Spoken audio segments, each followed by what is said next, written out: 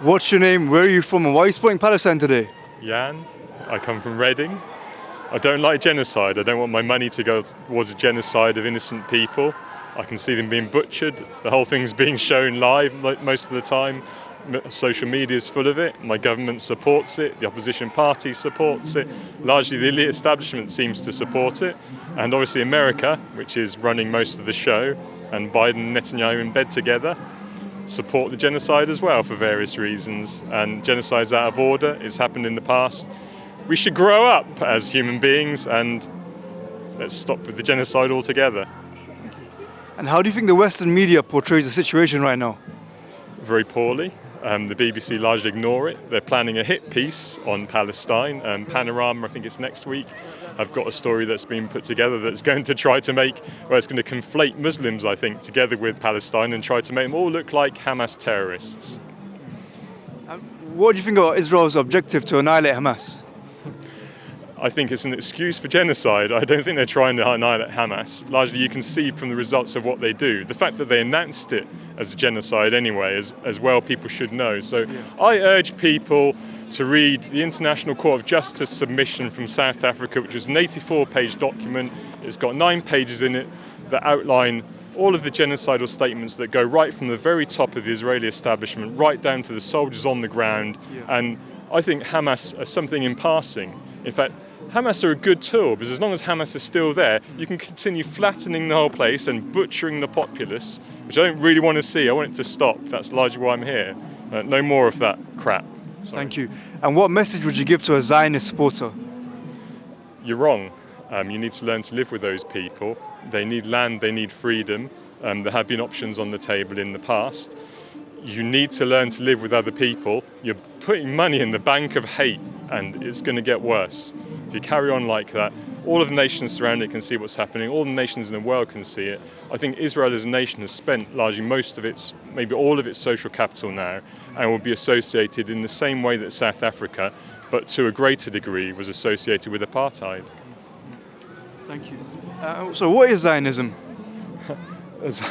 Okay, so there are different strains of Zionism. Zionism is, largely, and it's become more and more extreme in Israel from what I can tell, is the belief that the home of so Israel tries to conflate Judaism and Zionism. So there are lots and lots of Jews in the world who stand against Zionism, what Israel is doing. Zionism is the belief that Israel is the Jewish homeland from maybe thousands of years ago in various strains, and they have the right to that homeland, which includes kicking out the people there.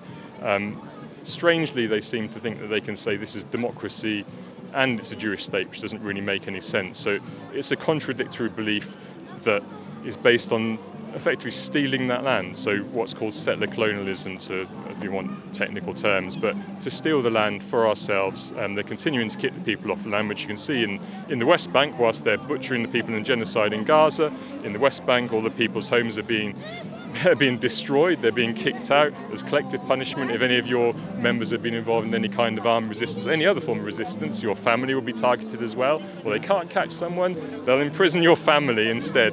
So they're kicking people off that land. Settlers are brought in from elsewhere who really don't have any connection to the land. So a lot of them, large amount of probably American Jewish dual nationals who come in to steal the land, to build homes on that land, to take away ancestral land, to destroy people's olive groves, to stop them from farming, stop them from moving around the place. There's a 2-tiered system in there. They're building a concrete wall. There's a UN resolution on it. Again, people can look it up if they want to. Quite clearly, it's illegal. It's land theft. There are nice, pretty little roads for the citizens of Israel who live in these settlements, whilst the rest of the West Bank is a revolting ghetto by design. Thank you so much. Lastly, so have you learned anything about Islam by the recent protests, by looking at the situation in Gaza and Palestine? Not much really. So I know that there are sumud, but that's steadfastness in Arabic. So I know that people have been buying more copies of the Quran to try to find out why the people can actually handle this, but it's been going on for such a long time, and they're very resilient. From going on marches, people who believe in Islam are people like me, so I don't care about religion, but it doesn't bother me. I stand in solidarity with people. I don't want to see a genocide going on, and I know people who are who are Muslims, and they're nice people. You know, they're just like us. You know, there's no difference between me and people who believe in something else. We're all human beings, and I don't want to see a huge bloodbath in an ocean full of blood. And certainly not in my name, and certainly not me paying for it, which is a shocking outrage. Like, why should my money go towards that? It's horrific. I mean, in Reading, where we are now, there's an arms firm around the corner, Thales, that part owns UAV tactical systems with Elbit, which is an Israeli company. And you can hear those drones in the sky all the time. All the footage coming out of Gaza, you can hear those drones constantly terrorising the people there when they're not launching munitions against them, whilst the people starve to death. You know, and they're bombed to death. So I don't know enough about Islam, I'm afraid. No problem. I know I said the last one, but you've got a lot of knowledge, so I don't want to leave you. What would you say to someone that says boycotting doesn't make a difference, going to protest doesn't make a difference? You've got to try something. You've got to try something, and it does make a difference. So BDS, boycott, divest and sanction, does, because Israel has spent millions and millions of pounds trying to, or dollars, or whatever you want to say, probably in conjunction with other organisations, lobbying organisations in this country, in the States, because they can see it's affecting their business. I mean, for example, so I've heard Starbucks, who have been was it 12 billion or something, and I can't remember what the figure is, but they've lost a lot of money because people are boycotting them. So it does make a difference. It does change their behaviour. Marches, again, you attract other people who are like-minded. You meet other people who you can organise with. And if you feel frustrated and you feel unwell because of what you're seeing, then it helps to be together with other people at this time anyway, because there's a genocide going on and it's disgusting. So these things do have an effect, they do have a result. I can't say what it is, but standing around and doing nothing or sitting at home and watching it is going to make me very depressed, so I at least have to do something. Marching is not enough. So you feel BDS is not enough.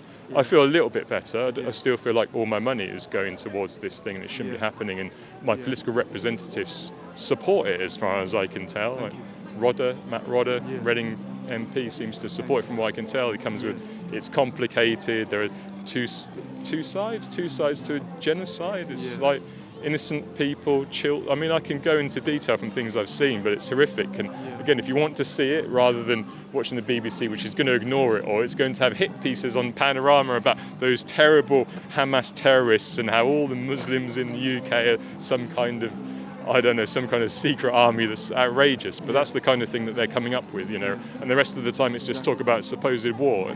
Where's the war? There's a civilian population that's being butchered. You know, there are some militants they're not getting to. They've wrecked the whole place. You can't drink anything, you can't eat anything. You've got the horrific spectacle of Israelis at the border as a Kerem Shalom who are stopping aid from getting in to somehow affect how it's the ordinary people that they're helping to starve to death. I mean, there's something wrong there. There really is. You know, there's a societal problem. There really is. I'm not a psychologist, and I could go on at length. You're not a psychologist, but you're definitely a human. And there's a very few humans nowadays. I really appreciate. I think other people feel the same. Then that's the thing. Like the majority of people in this country, from what I know from polls, and the same as in the States as well. They don't want it. Ordinary people don't want it. Ordinary people don't want to see a genocide. You know. Yeah. No, of course. I mean, you grow up seeing things on TV, you grow up seeing films that depict genocide, they depict the Holocaust. These things are horrific. You don't want it to happen again.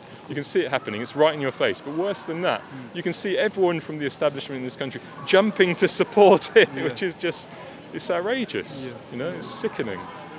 Look, I really appreciate your time. I wish I could spend more time, but obviously there's a limit as well. God bless you for your work. You know, carry on coming. You know, we need more people like you in the world, man. Really appreciate it.